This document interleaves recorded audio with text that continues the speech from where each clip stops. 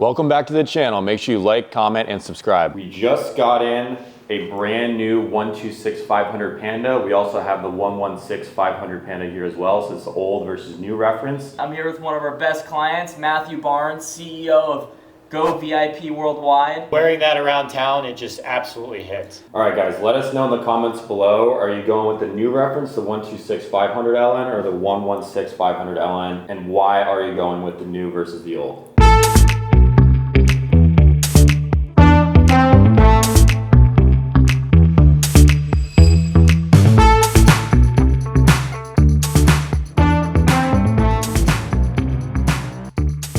Alrighty guys, Lake with G&G here, and I'm here with one of our best clients, Matthew Barnes, CEO of Go VIP Worldwide. So Matt actually purchased a while back a Tiger Daytona from us. I don't know if you guys remember, we actually took a nice tour of his house. So Matt, CEO of Go VIP Worldwide, has a pretty special use case for these watches. So just like the Tiger Daytona, he's purchasing another watch for his clients to use for his business. And this time, one of my favorite watches. I love the Tiger Daytona, don't get me wrong, diamonds aren't really my thing. This is one of the heaviest hitting Pateks. I think you made a great choice with, you want to announce it to the camera? No, you tell them what we're going to do. 5980 1R. 1R. That's a big item, right? A lot of people like that, don't they? Oh yeah. Oh, I mean, yeah. This watch has been at the top of the list. This and the 5990 1R are the two big boss Pateks. And this one's been out for 10 plus years and has always been a favorite among collectors. Wearing that around town, it just absolutely hits. This is beautiful. more like To me, that's the CEO watch. This so is it fits more you. like a humble thing, right? It's kind of like Humble? No, I'm saying Not like a when humble, you- but like humble as in like you run the whole operation. Yeah, it's like, but you it's have like that more on. like humble boss. Like when you got the one Yeah. that's, when you look at the one that's like the eye of the tiger, and then our clients, we're going to give that Sure. to them to wear, whatever. But Sure. that's like out there, Sure. a This little bit is- more dressy, you're gonna go well with a suit, whereas the Eye of the Tiger is more of like flashy, out. Yeah, no, going no, out no. in the Yeah, I mean, clubs, this is, wearing some silk. This is like more like the humble boss Yeah. look, right? Than trying to be totally out there. But What yeah, I this love is about nice. that I watch love is this. like the link thickness and the link size on it versus some of the 5711s are a little bit thin for my liking, but the 5980 links versus 5990 and a 5711, it's kind of a nice medium. What these were at about 400,000? Exactly. Yep. About Exactly. 400,000 now. So now is a nice time to buy, isn't it? Yeah, we got you an amazing deal, Yeah, as like always, that. just like last time. Appreciate the deals. Yep. Thank you so much on that. Yeah, Of course. Thank you for going Of course. all the way Thank out you to- for coming to, Wilmington and taking care of that. yeah, absolutely. Thank you And for just coming. and it came just as we described, perfect condition. Yeah, ready let's to open go. it up. Let's take it apart. Let's look at it a little closer. Yeah, underneath here, with Pateks, we always got papers. Check that out. Yeah, that's some nice Yep. stuff there. Also, this is a very big key component. It's got service papers. Adds about 5K value to the watch. There's the CEO Go VIP Worldwide. We're gonna Yeah. give it to all the clients. They Nice. rent the limousines. We're gonna let them wear the watches. Very cool. We're doing it for the people. And for Yeah. the books. Yeah, we appreciate. Where can I We book, appreciate book- all our book- Where can I customers, book you a know, charter? so- Go VIP Go Worldwide? VIPworldwide.com. We Okay. just signed a deal with McDonald's Oh, no way. like last week, so that was like, well, when we did that, we were like, we got to celebrate and we got to get the 5980 1R for, the regular McDonald's, huh? clients that don't Oh, wow. work, that aren't the corporate people. They just want to rent. Well, I want to be one of your regular clients one day. Appreciate everything. Thank you. Good work. Yeah, thanks for coming down this time. G&G, man, they're on point. They seem Yeah. to be on point. So we'll do another one soon, maybe. Hopefully soon. Absolutely.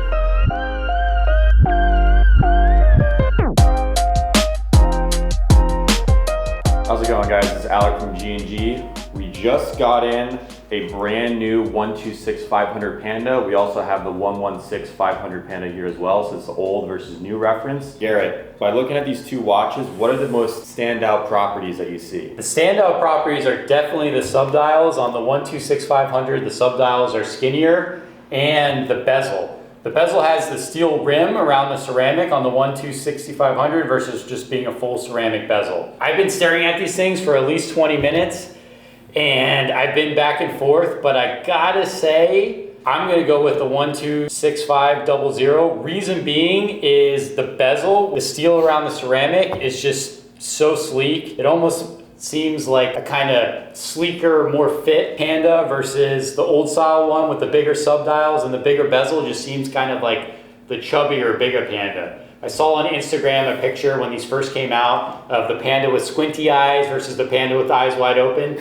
This is exactly what I think of when these first came into me. That's my take on it. Lake, what do you think is your favorite? I'm with you. It's not even close. For me, one watch that really grew on me, and I know a lot of people prefer the Panda over the Black Dial Daytona. The Black Dial Daytona had a little bit more steel to kind of match. The subdials obviously are a silver color as opposed to black. I think what the steel rim around the bezel does for the watch is it kind of incorporates the color of the silver with the watch a bit better. It brings a bit more silver to the dial. I think also you have a lot of things in the dial. Any chronograph, the dial is going to be a little busy. I think the sleeker subdials just make it a much more aesthetic watch. It's just nicer looking in my mind. I mean, I've always been a big fan of the Zenith style Daytona. That's what they're obviously going for here with the skinny subdials. I think they hit it right in the head. I definitely prefer the 126. I think Garrett said it best. Sleek and fit. To me, like this looks like a low calorie 116-500. I mean, overall, when you look at the two, just like on pictures like on the internet, I couldn't really pick out the true differences. But as soon as you have it in your hand in person, like it's very clear and obvious how much thinner those subdials are, how much thinner the bezel is, and then of course, like Garrett said and Lake said, that steel outer ceramic case, this I think makes the watch. So are you guys both saying that you like everything about the 126-500 more than the old reference? You like literally everything better? I like that the old reference is about $6,000 cheaper. I think that's just about it. I'm on the same page. I don't know. For me, I think the subdials on the new one are a bit too skinny. I like the subdials on the old one, but the bezel just knocks it out of the park. There's something about that bezel. When they first made it, and there was pictures online, I thought it was going to be kind of like an Omega Speedmaster, you know, that thinner bezel, but in person, it's freaking slick. It is real slick. Take the new subdials, honestly. I like the skinny subdials. Alec, you're going everything on the new reference? Okay. Yeah. So Gary, at the top of the market, the 116-500, what were these trading at? Top of the market, these were in the high 50s, believe it or not, the 16500. Bottom of the market? Well, right now they're low 30s, and the 126-500 is upper 30s. Now, I think as we give it time, and there's going to be more 126-500s out on the market, guys, what do you think the difference is going to be in price between the two? What do you think the gap is going to be, especially when there's more on the market of the 126-500? I mean, to be frank, they're going to be produced the same capacity. But these have been produced for a lot longer, so there's a lot much more. longer. Yeah. There's a lot more out there. Yeah. Obviously, this one's going to go for longer, but in terms of like long-term investment upside, which I do think that these Daytonas have long-term investment upside, we're talking 5, 10, 15 years down the line. I mean, this is a Daytona. You buy a Daytona because of the provenance of the brand and also the wearability, but just the significance for Rolex. I just think this watch is at least a 5K difference in price. I think that the price difference right now may be even dampened more than it should be. I think, for example, if we look at pricing for the new Platinum Daytona, I don't think that premium's big enough. I think that right now we're at a stage where the market is a little bit lower. Over the past 3 months, things have kind of come down until we got to Thanksgiving, and everything since Thanksgiving just kind of rocket ship. We haven't seen the effect of the rocket ship on pricing, just in terms of volume of sales. Yeah. Once kind of things sell out, once there's no availability, I think that collectors are going to start stockpiling these watches. I think the premium will actually be larger than it is now in a couple months' time. Alec, what do you think? I would say like a steady like 3 to 5% consistently. When you like look at like a reference of like a 116-610 Submariner versus a 126, I feel like that's always stayed between like 3 and 5%. I feel like it's going to be the same here. Honestly, I'm a little bit surprised that there's not a larger price difference between the two. We haven't seen a ton of these come across our desk yet. Yeah, but there are more coming out. For sure. Yeah. I mean, I wouldn't be surprised if this watch was selling for even like low 40s right now. But I think down the road, I think 3 to 5% is where it's going to be roughly. Yeah, I'm with you on, I would say 5 to 7% difference, you know. I think it's gonna hold for, you know, the next year. I think we're gonna see like, you know, 3 to 5K difference between the two. Long term, who knows? I do agree with Lake on the platinum, and with especially with the open case back. That one should have a significant difference in price than the old model. And right now, it's probably only, what, 20K difference? Not really that substantial. When we first learned about that model, we thought they were gonna go around 150, and now they're, you know, right around 130s. Yeah, mid 120s to mid 130s for the baguette. So that's kind of shocking to me. I never thought that those were going to go that low off the bat. So things are definitely down. I think they're fairly priced right now.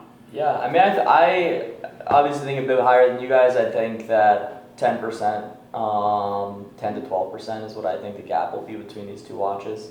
I think the upgrades are there, but we'll see. Yeah, See we'll what see. happens. All right, guys, let us know in the comments below. Are you going with the new reference, the 126-500 LN, or the 116-500 LN? And why are you going with the new versus the old? Guys, thank you so much for staying tuned to the end. Keep in mind, we are giving away a free Rolex Submariner as soon as we hit 10K subscribers. So bang that subscribe button below.